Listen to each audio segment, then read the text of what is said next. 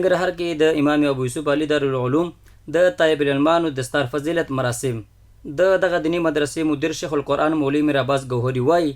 سږ کال د احادیثو لویې وړې دورې د قرآن کریم د حفظ او تجوید زده کړو څخه 80 تنه فارغ شول.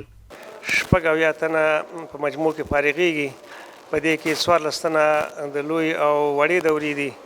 او 29 تنه پکې د قرآن کریم د حفظ دي، 10 تنه پکې د قرآن کریم د تجوید په برخه کې دي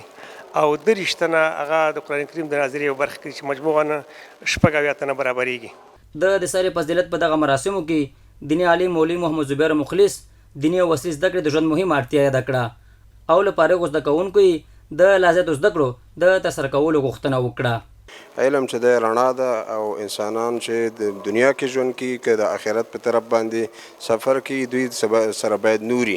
دنیا کې مسلمان سره علم نور ده او په قبر کې نور ده او په آخرت کې،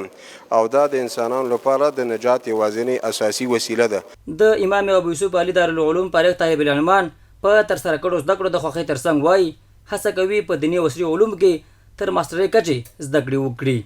زده کړې مې حفظ هم کړی دی، شکر الحمدلله. دلته د 14 لوی دورې نه فراغت دی نن زما او ډېر خوشحاله یم، ډېر زیات خوشحاله یم او آینده کې مې اراده شته انشاءالله چې نور زده کړې به هم کوم چې الله تعالی دې پکې کوم خنډ نه راواقع کوي. ځوانانو ته پیغام دا دی چې که زده کړې کوئ، که هغه هر قسمه زده کړې وي، که دیني زده کړې وي او که عصري زده کړې وي، نو په پوره دقت او په پوره دهان سره وکړی شي، نو بیا په ټولنه باندې به بوج نه وي او په ځان باندې به بوج نه وي، ځکه دغه زده کړو اصلي مفهوم به دې پیژندلی وي. د امام ابو یوسف علي دارالعلوم د مسؤلینو په وینا په تیرو 15 کلونو کې دغه مدرسې له بېلابېلو څانګو څخه په سلګونه تنه فارغ شوي دي.